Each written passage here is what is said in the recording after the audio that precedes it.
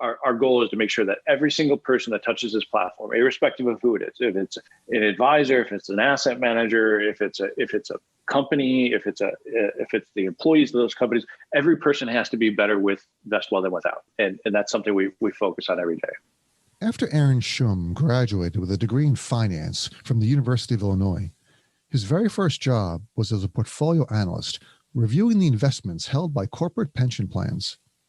Now, 20 years later, it seems as though he's come full circle with his latest startup, Vestwell, that wants to automate all the underlying tasks of companies that are launching retirement plans, as well as helping the advisors that work with them.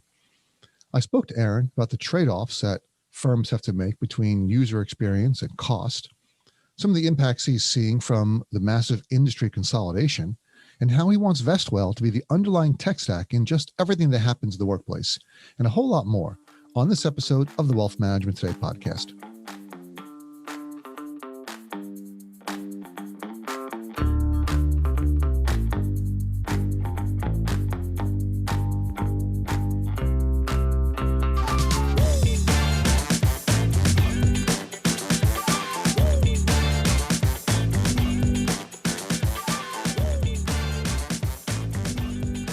It's another fantastic day in the wonderful world of wealth tech.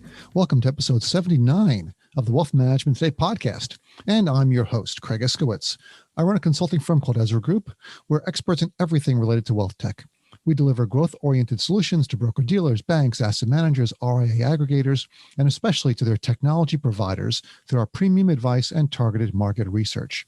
On this podcast, I speak with some of the smartest people in the wealth management industry who are on the leading edge of technology and innovation. And please subscribe to this podcast wherever you listen to podcasts, and leave us a 5-star review on iTunes and share it across your social media networks. We'll greatly appreciate it. I had a wonderful time interviewing today's guest, Aaron Schumm from Vestwell, and not only because he's one of the people that I've known the longest in the industry, it's because he's so insightful about the current changes we're seeing in the market, and he also shares his vision for the future, which you don't want to miss. And if you have some time during the holiday season, I would strongly suggest listening to our previous episode with Aaron, which is called Winners of Wealth Tech, episode 28. And we go in depth on his history and dug into some interesting aspects of his career. We'll include a link to the episode in the show notes. But right now, I'm going to go on to this show, and I hope you enjoy it. Here we go.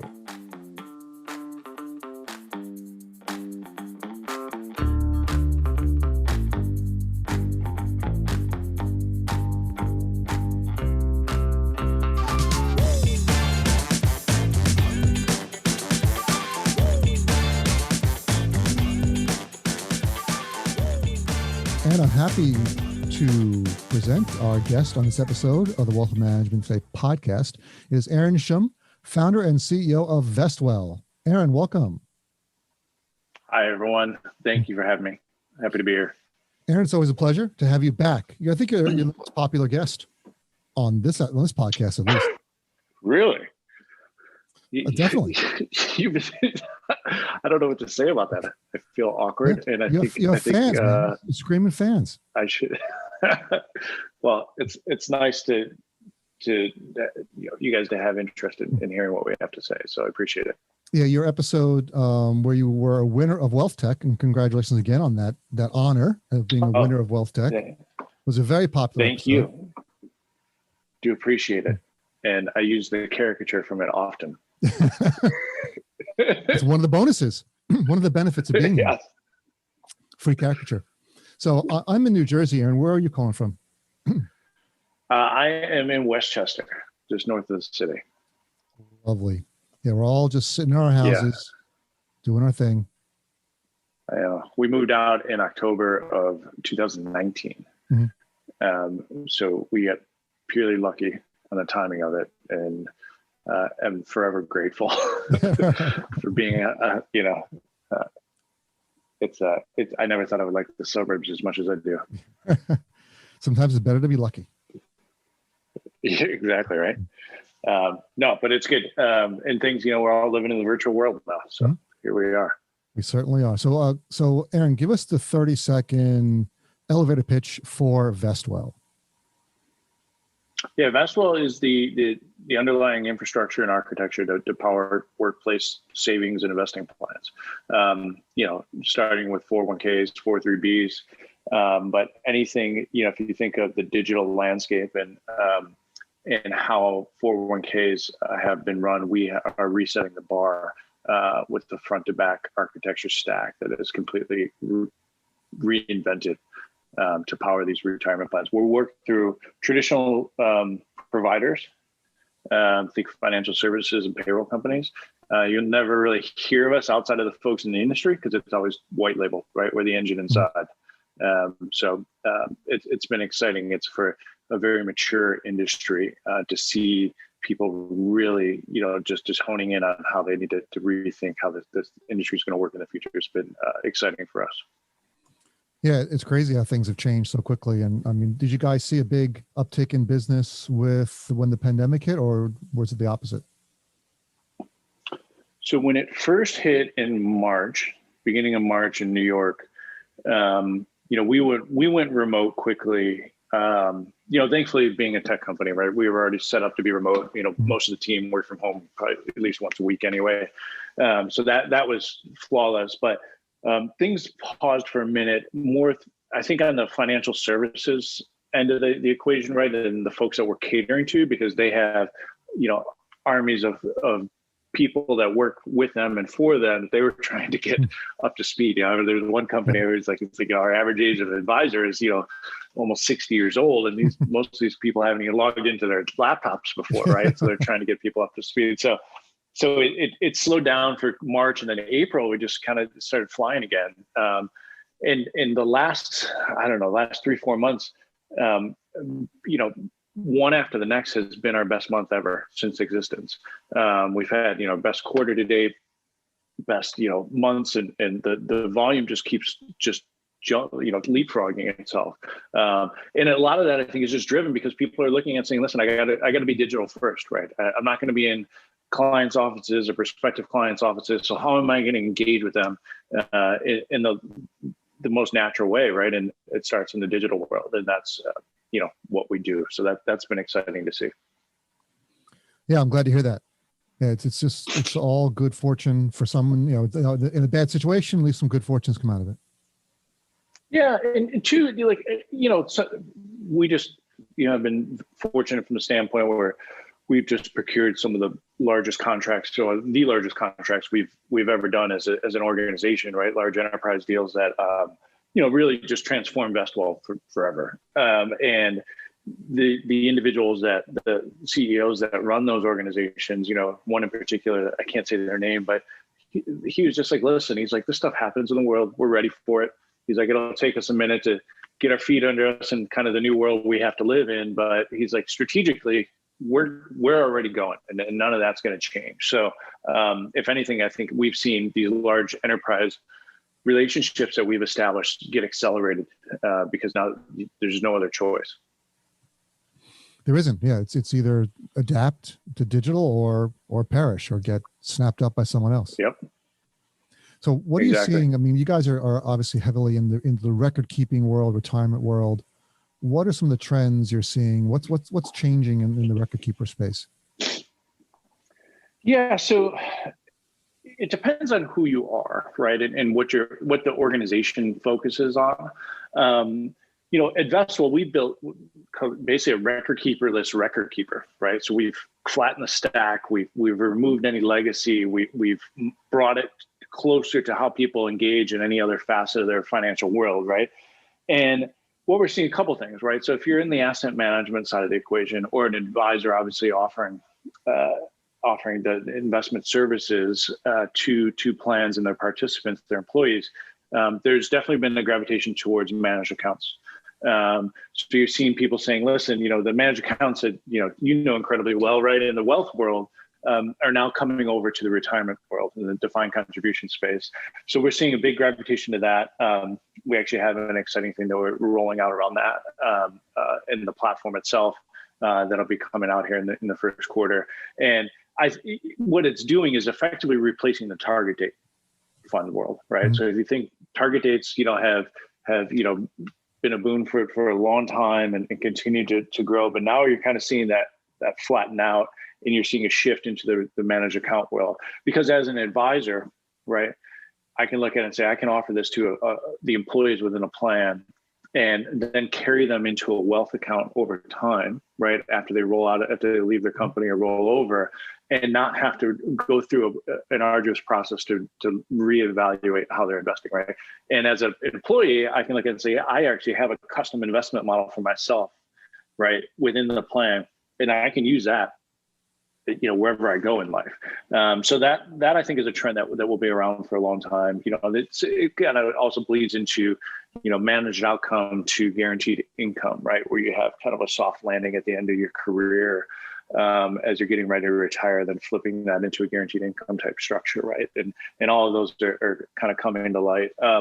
More broadly, the gravitation towards just reinventing record keeping is getting stronger and stronger, right? We've seen it. The survey we just did actually just echoed what the sentiments we had already thought, and that's why we're actually here, right, as a business.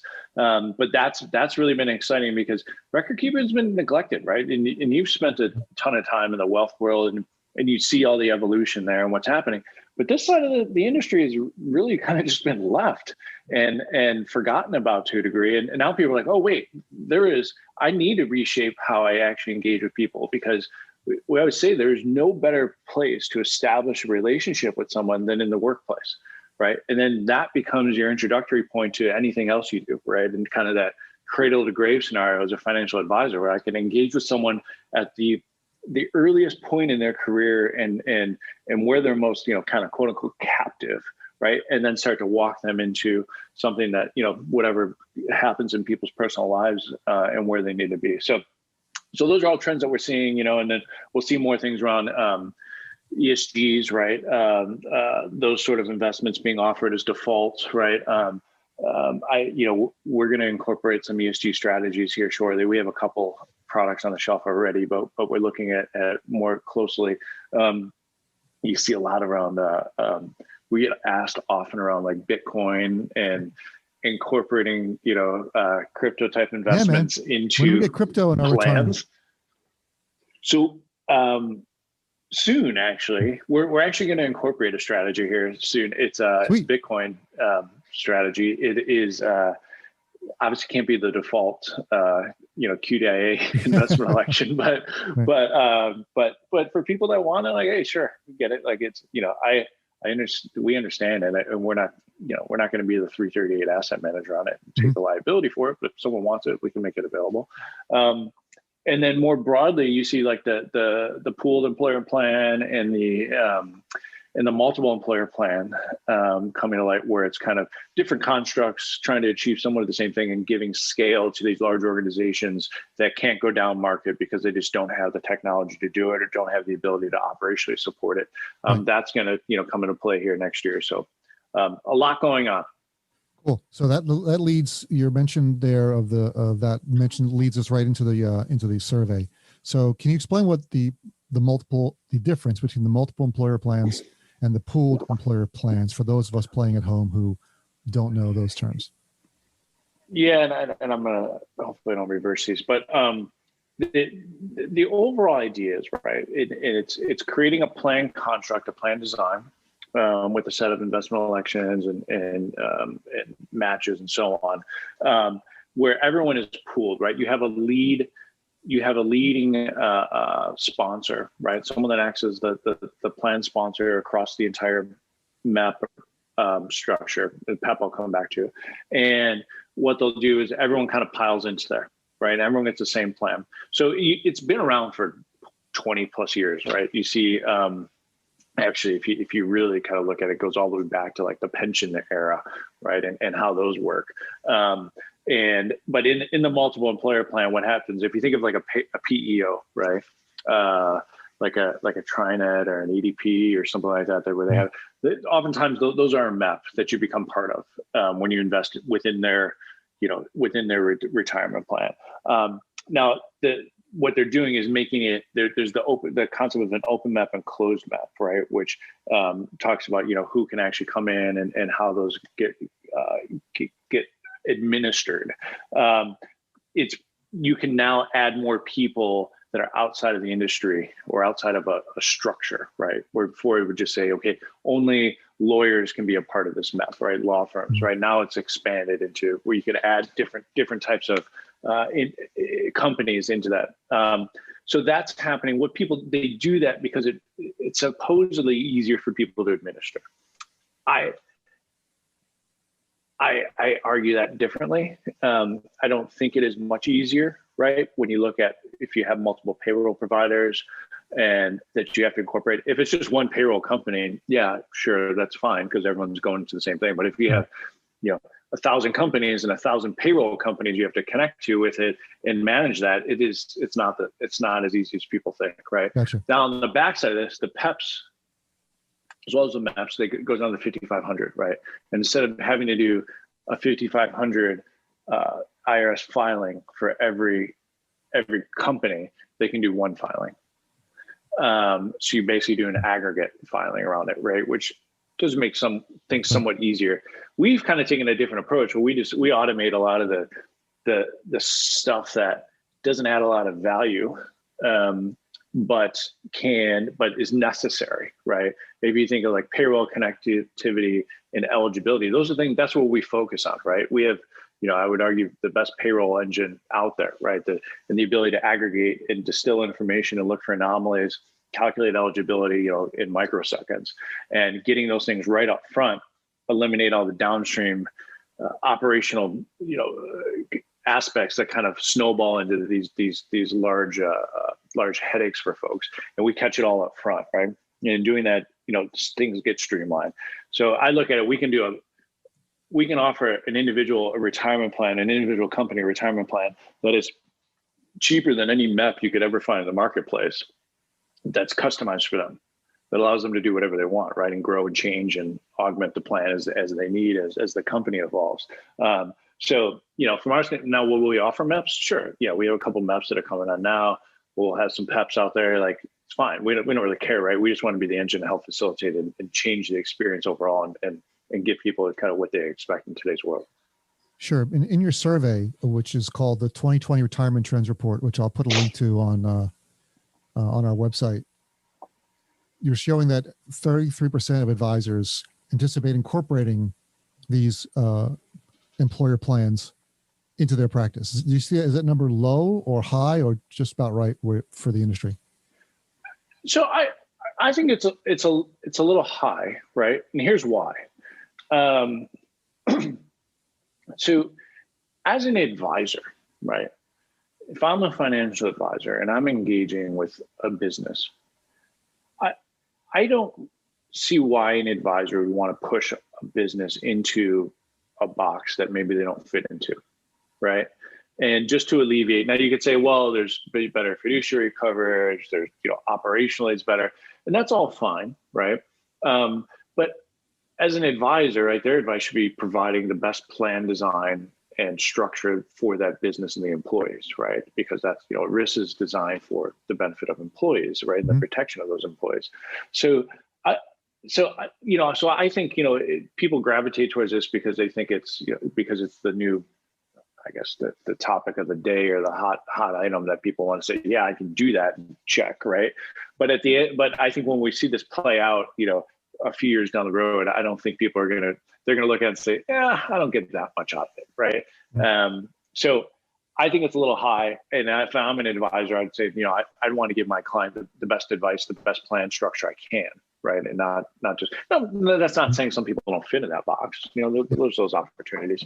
And I think there are opportunities too for advisors to say, well, maybe I'm going to stand up a couple PEPs and MEPs myself as a provider to my clients, and then decide, be the air traffic controller as to where they should land.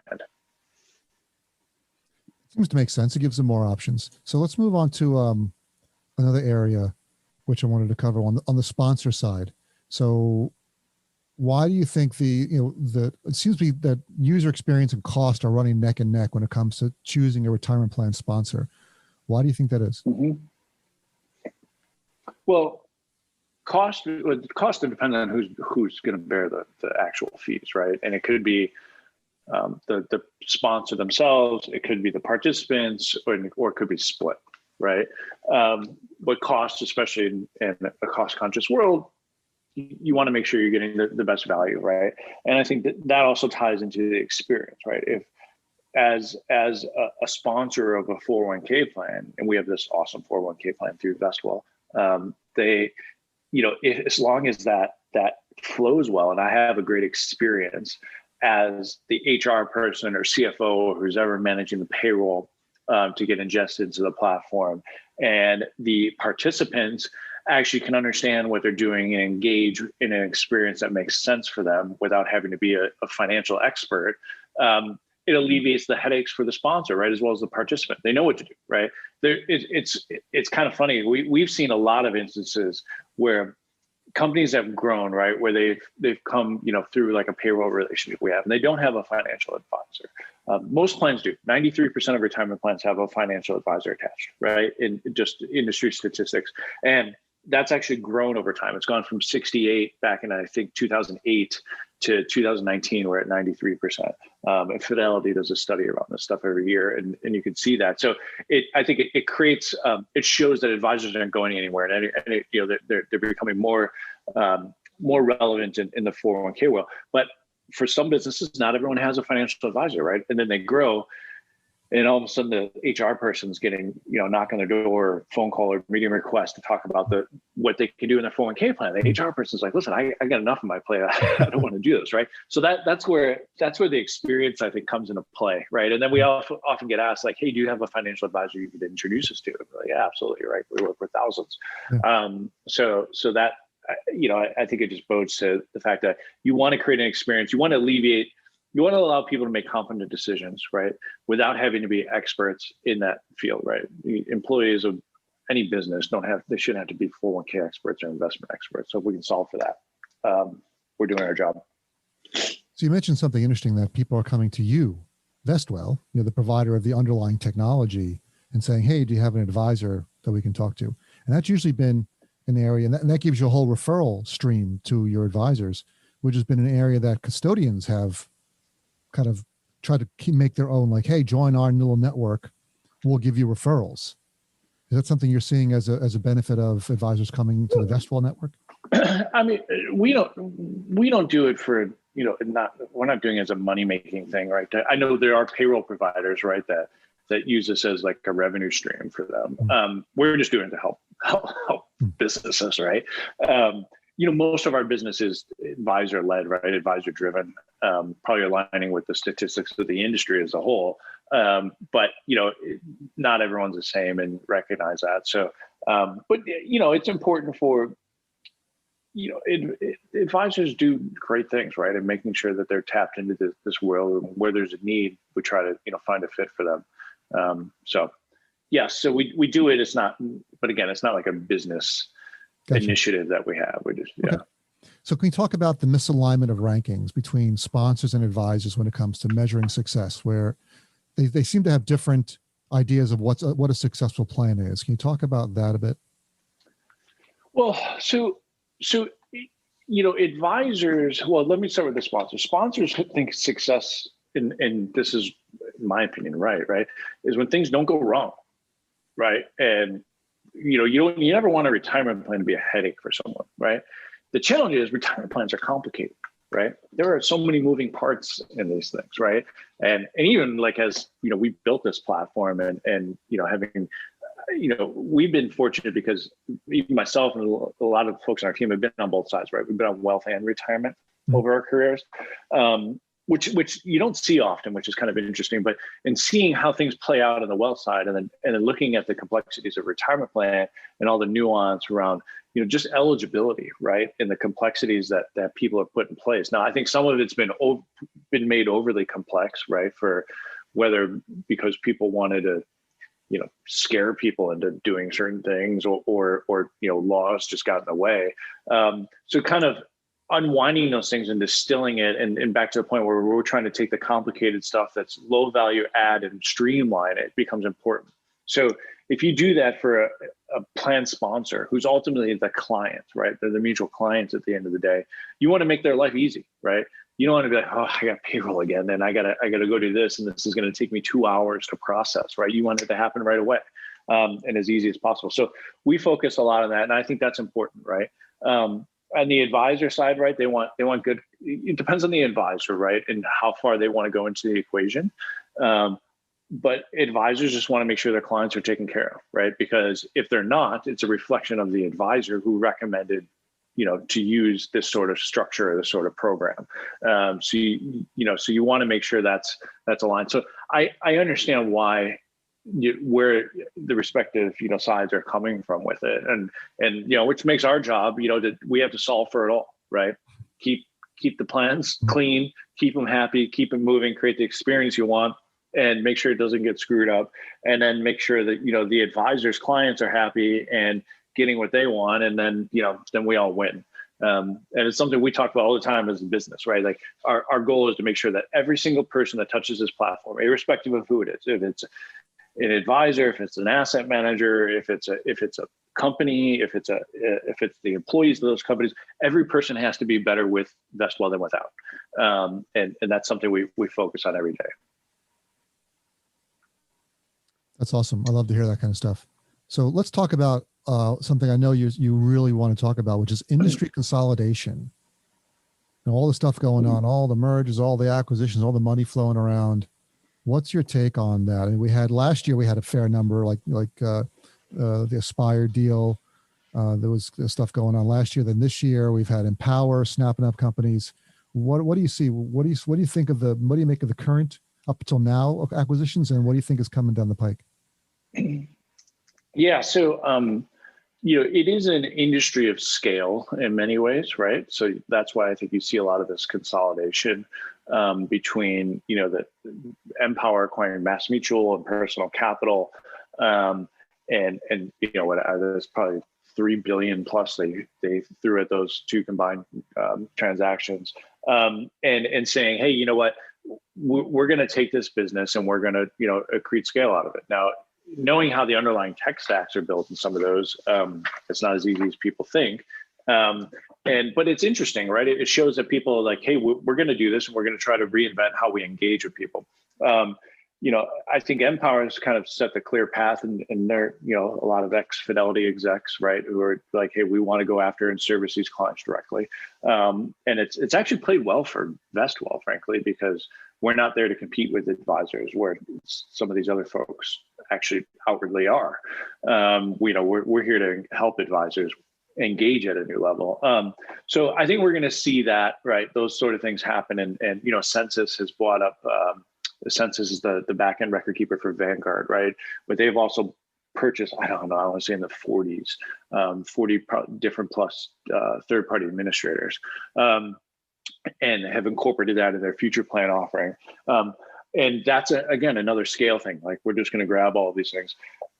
We've taken, and we're at a different stage and a different point, but we've taken the approach of saying, hey, we want to build a technology stack that allows anyone to run their business, and we can run a highly profitable, scalable business with pure technology. We don't need to go be an asset manager, right, and offer some asset stable value product or something to create additional revenue.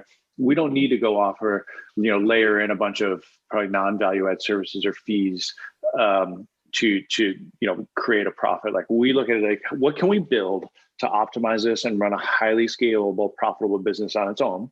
And then we win, right? Interestingly, we did get approached by a number of PE firms about, I should say a couple of PE firms about acquiring Mass Mutual, right? Saying, hey, could we go acquire Mass Mutual and put that on Vestwell? And the short answer is yes, right? They're running two underlying legacy technology stacks, but we ended up not pursuing heavily because we didn't want the insurance side of the business, because we looked at WIC. We just want to run the tech, and they didn't want to separate the insurance side, right?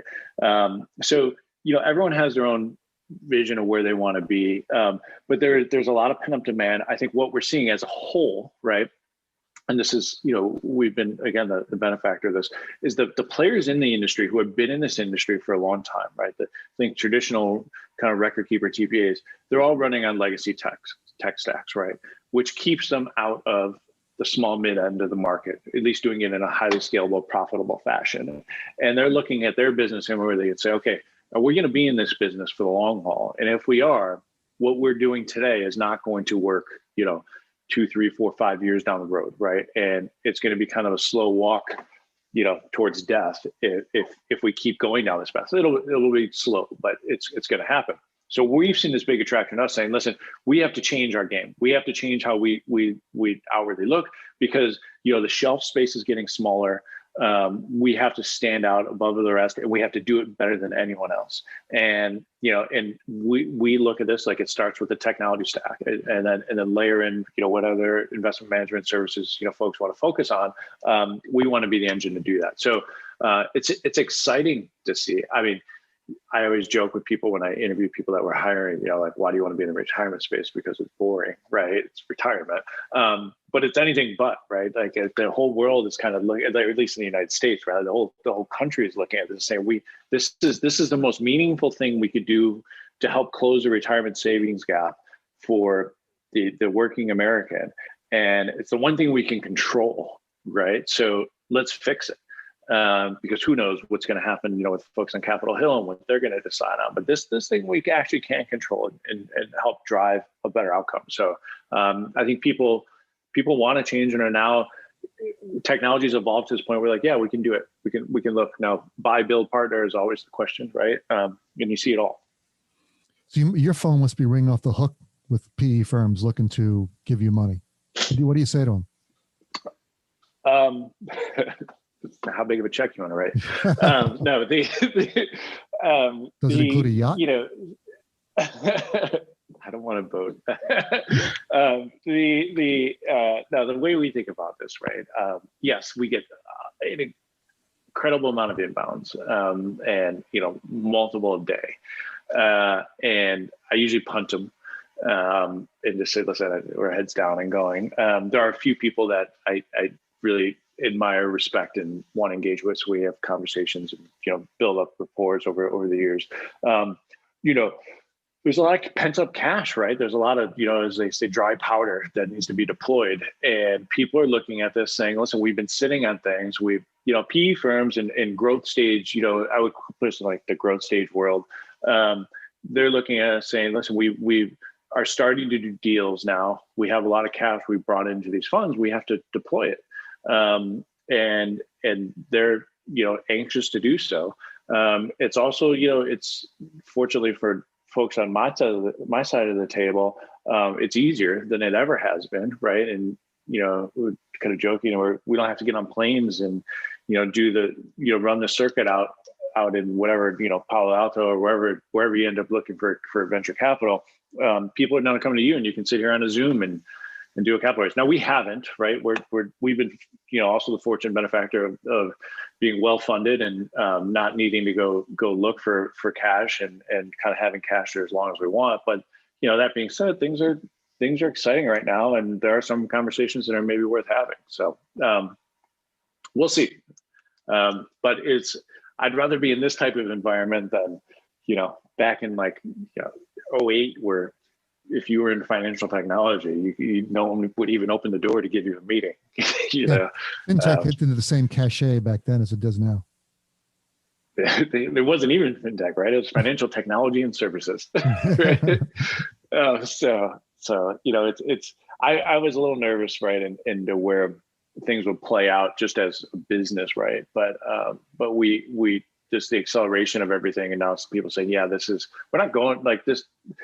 The fintech world is not going anywhere. Now everyone wants to be classified as fintech, right? I would argue a lot of companies are not true fintech, right? But either way, I'd rather have the attention, the spotlight put on this segment than no one looking at it. Oh, definitely. I mean, I think your segment in general has been increasing. People are looking more at how to disintermediate these record keepers and how to automate it.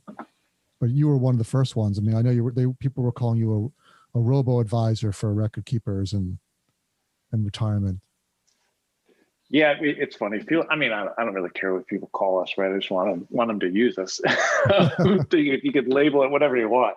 Um, but I look at this like we want to be the underlying, infrastructure, foundational architecture that powers anything happening in the workplace. One of the other trends that we talk about and that kind of plays into this is like on the state plan side, right? You look at the state mandated payroll deducted retirement programs that are being put in place. So Oregon was the first to roll out. They have I think they call it Oregon Saves. Oregon Saves is, if you're a business of over X number of employees, I think in Oregon it's 15, if I remember correctly. The states have different mandates. You're required to offer your employees a payroll deducted investment program. They do it in the form of IRA today. Illinois was the next that followed suit. In California, Connecticut just passed, and Maryland has put an initiative, and Colorado is starting here shortly as well. But they've put these things in place, right? Because they're like, we have to give something to employees, otherwise we're all going to pay the price later on. And they're thankfully a lot of these folks are turning to Vestwell. They're doing it, as part of it. We publicly, I can say we won Connecticut through, and we're going to be running that state IRA program. And there's some other things that we're talking about putting in place there. And then there's two other states that are going to, looks like we're going to pick up here. And it's done in it's through our partner, and who's also an investor, and we're an affiliate of BNY Mellon. But BNY Mellon is, we're the engine behind the scenes, right? And that's how we think about it. It's like, we just want to be the engine to facilitate this stuff, regardless of who the business is, who the organization is that needs to offer this. We want to be the underlying pieces that make this thing really hum. Well, congratulations on the Connecticut deal. Thank you. Yeah, it's exciting. I think it's cool that just the states are taking the initiative. I think it's just the beginning, right? Things are going to evolve, right? As far as they're going to look at IRAs, and maybe it becomes 401ks and open MEPs and all of these kind of structures that are, I think more beneficial to employees in the long haul. But it's a great starting place that they're doing this, and we're thrilled to be a part of it. What do you think of getting rid of all these crazy acronyms, having just one account? Why do we need so many?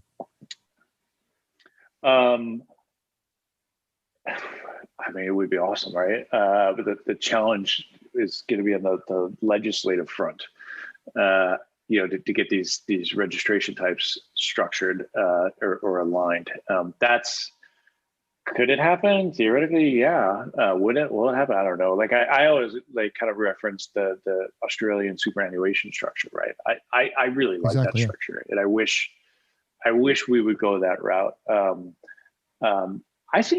I do think it could happen at some point, and I think it's 10, 20 years on the road, but it could actually come to bear if you get enough people around. It is, one thing I think that's encouraging. I've seen a lot of because of our kind of state relationships, we get the pleasure of kind of engaging with a number of these folks at the treasury levels and whatnot, and of these states, and as well as a lot of the folks on Capitol Hill.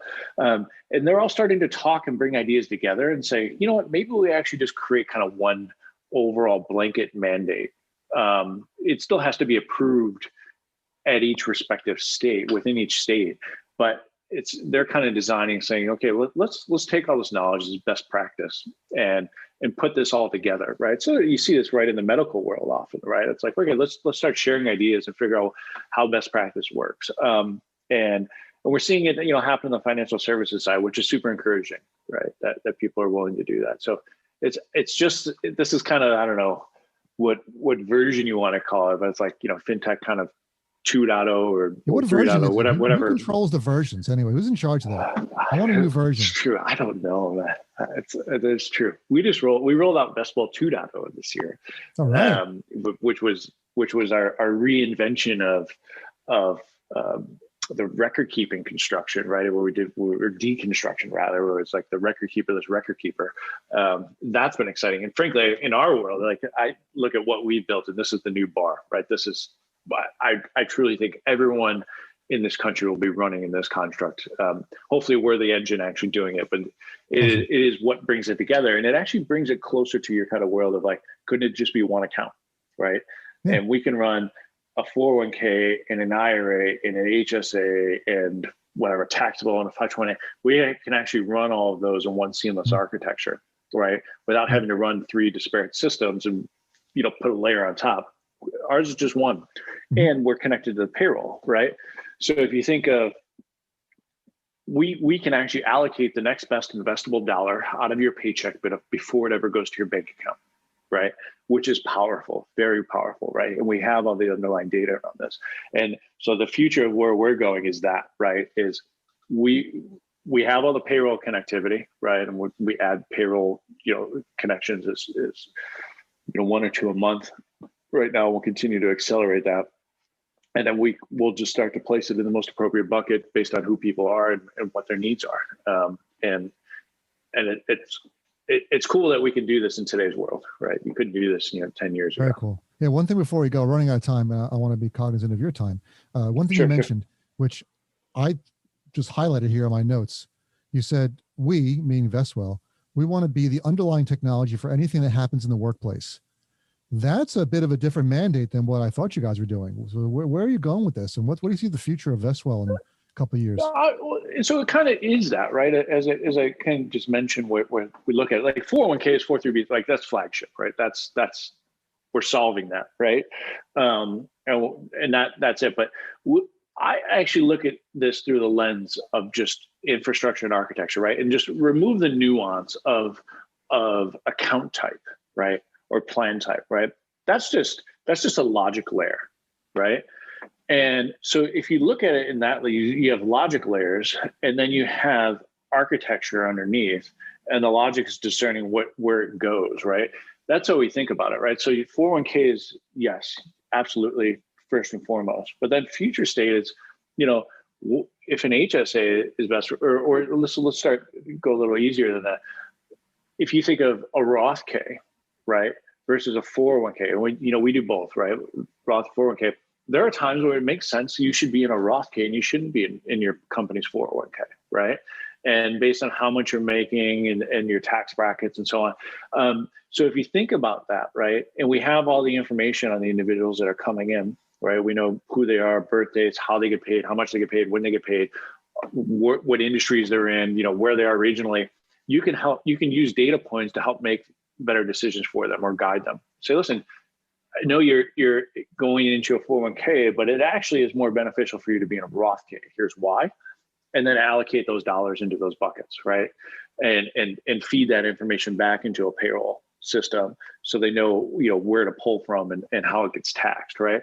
So, when you go into a workplace, think of, you have that, right? Then you need HSA, right? Do you have a high deductible insurance plan at your company when you enroll? Yes. Okay, great. Hey, you know what? You should probably have an HSA. So let's look at that. And then through account aggregation, we understand you have these other IRA accounts sitting at, wherever they are. You could roll those in, right? So now let's look at it. You have 3 buckets, right? You have 3 account types. You have HSA, you have 401k, and IRA, right? Then you can look at that individual, same sort of data points. So, okay, what is the most tax efficient place for each next dollar to be placed, right? Based on the plan design, how much is matched, right? All of those things. So that's where it kind of comes into, overall workplace, right? I don't want to be an insurance provider, something like that. But again, we want to be this infrastructure that can place that. So that's, I guess, how the path we're marching down. And we've spent the last year and change just focusing on that underlying architecture. And then we'll continue to layer additional logic points on top of that. That will be awesome. Yeah, I'm really excited to see that. I mean, when you see things like using data, leveraging data to help employees make better financial decisions, I'm all for that. That's a super goal. Yeah, you think of like, I will say this. I'm very, very encouraged by the level of education or the kind of just intellectual curiosity that we see across employees today. And where they're taking it upon themselves to figure out what's best, right? And the more seamless and fluid we can make that happen, the better, right? And then we're doing the service we should be doing in financial services, right? So that's encouraging. But there are a lot of people who just don't know, right? They think of 401k is like their bank account, they're just like, hey, I want to go do this and let me get my money. And we're like, well, it doesn't really work that way, right? There's penalties, right, that you're gonna get hit with if you do this, and so helping people get educated around those will always be the case. We just try to surface more around it, and our team works super hard on it. We kind of have this overall bucket theme, in one of our OKRs that is centered around where's my money, and it's all about where's my money and how do you actually show these things and create confidence and understanding of what and the decisions people are making with that. That's fantastic. And, I wish you guys the best of luck. I'm really a big supporter of Vestwell and everything you guys are doing. And I really appreciate you being on the program today, Aaron. Thank you so much. No, thank you. It's great to be here. And I appreciate everyone taking a listen and you taking the time with me.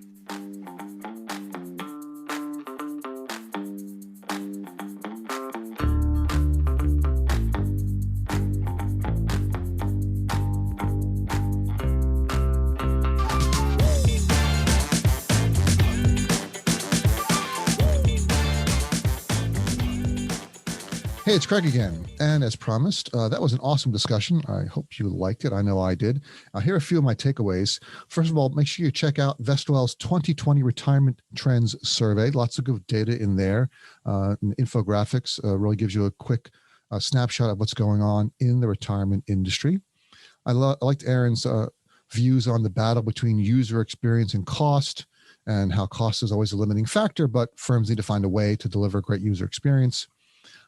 Advice for technology providers, how to think about your software, how it impacts the lives of your customers, and how it should make every piece of their lives that it touches just a little bit better. I was surprised to hear that PE firms had approached Vestwell about buying Mass Mutual. Wow, that was news. But Aaron turned them down because it would have expanded their scope beyond what he felt their mission was of providing value-added software and technology. That's a really difficult call for a lot of CEs. When they see those dollar signs dangling in front of their eyes, it's hard not to go out and grab them. So good for Aaron for holding off and really focusing on their core mission. And that's all for this episode.